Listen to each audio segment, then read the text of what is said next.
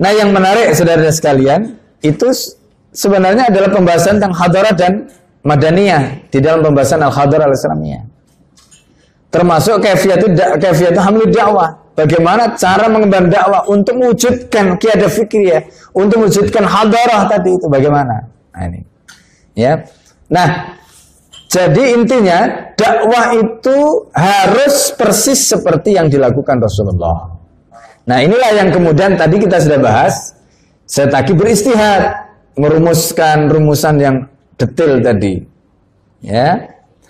Nah, kemudian yang penting saya ingin sampaikan, ketika kita sesuai dengan tuntunan Nabi, pada saat yang sama kita dihadapkan pada fakta di mana dakwah ini harus bisa menjawab masalah kekinian.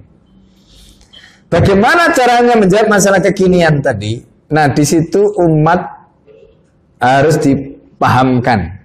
Termasuk diantaranya tokoh-tokohnya, pengemban dakwahnya, ulama-ulamanya, mereka harus paham. Kenapa?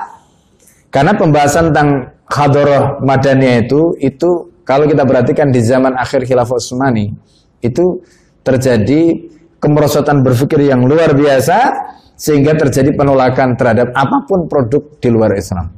Mereka menolak jam, mereka menolak telepon, mereka menolak apa saja yang dari barat. Ya. Nah, pada saat yang sama ada kelompok lain liberal yang menyarankan, mendorong, membuka lebar-lebar supaya umat Islam mau mengambil dari barat. Nah, jadi yang satu ekstrim, yang satu juga ekstrim. Ekstrim yang satu itu sama sekali tidak menerima, yang ekstrim satu sama sekali longgar. Nah, terus bagaimana umat Islam supaya punya patokan dan agar dakwah tadi itu sampai pada tujuan itu mewujudkan peradaban Islam? Kuncinya tadi di pembahasan tentang hadarah dan madaniyah.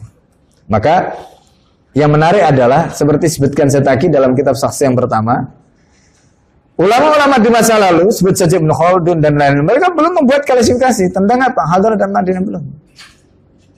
Gitu.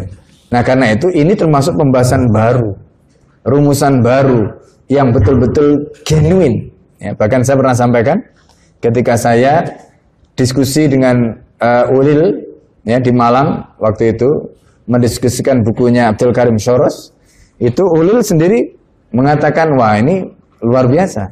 Saya sepakat dengan pemikiran Setaki katanya. Dalam soal ini ya, dalam soal ini hadarah dan madaniyah. Oh iya, sepakat.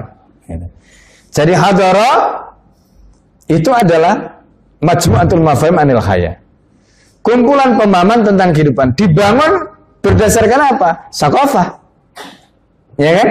Maka pembahasan tentang hadarah dan sakofah itu menjadi satu bagian. Gitu. Jadi ketika kita bicara soal hadarah, berarti kita juga bicara tentang sakofah Islam. Sakofah Islam itu apa? Sakofah Islam itu adalah pengetahuan yang dibangun berdasarkan akidah. Itu sakofah Islam. Nah, itu. Di luar itu adalah sains, sifatnya universal. Nah, disitulah ada madaniyah. Maka ketika kita bicara handphone, mobil, termasuk teknologi, itu bicara madaniyah, bicara soal sains. Kecuali sains dan madaniyah yang ada unsur hadarahnya. Nah, itu namanya madaniyah khosoh berarti. Ya, nah, itu. Jadi madaniyah yang spesifik. Itu saja. Nah, dari situ berarti umat sudah punya patokan bagaimana. Oh, kalau soal sakofah kita tidak boleh. Oh, kalau soal hadarah kita tidak boleh. Kalau soal madaniyah, soal ulum boleh. Asal catatannya tidak bertentangan. Asal catatannya sesuai dengan Islam. Selesai.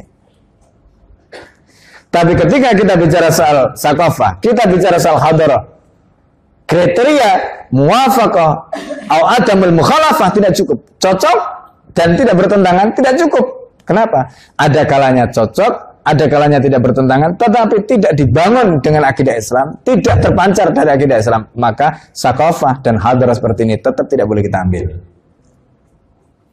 Paham? Nah, di situ. Ya kan? Nah, ini saudara-saudara sekalian. Situ. Ini hebatnya Setaki. Bisa membuat pemetaan yang begitu detail sehingga orang itu setelah memahami pemikiran itu, memiliki kerangka itu, dia tidak kabur lagi.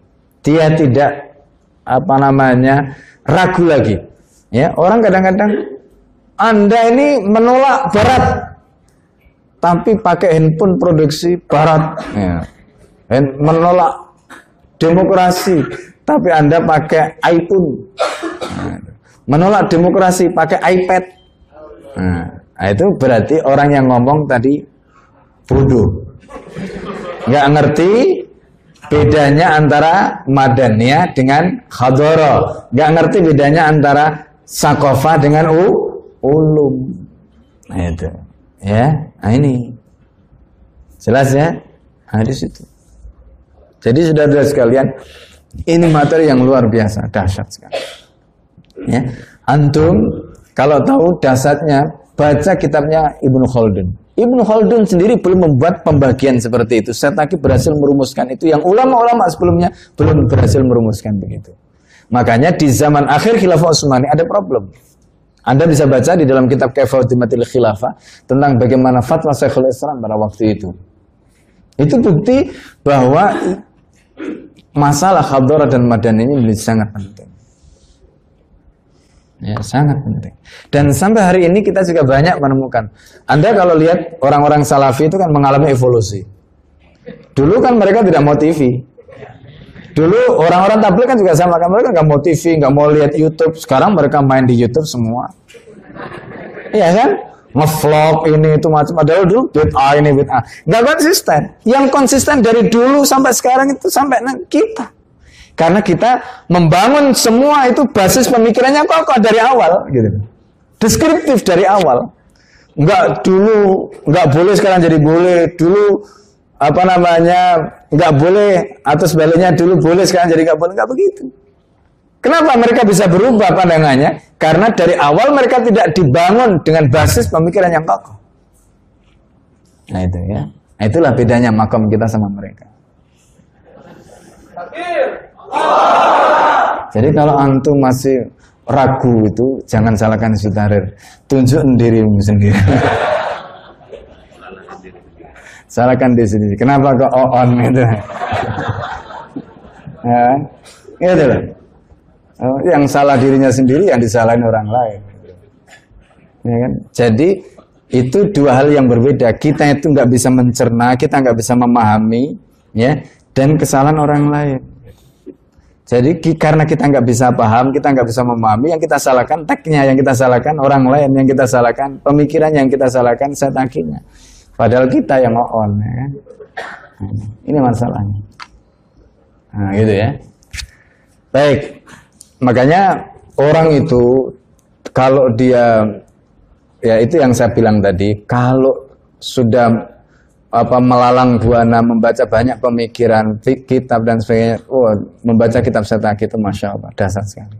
Dahsyat sekali. Ya. Maka kalau tadi ada yang mau Buya siapa, mau siapa itu. Kalau beliau begini dan begitu, ya karena memang bacanya baru sebatas itu. Gitu. Harus antum maklumi.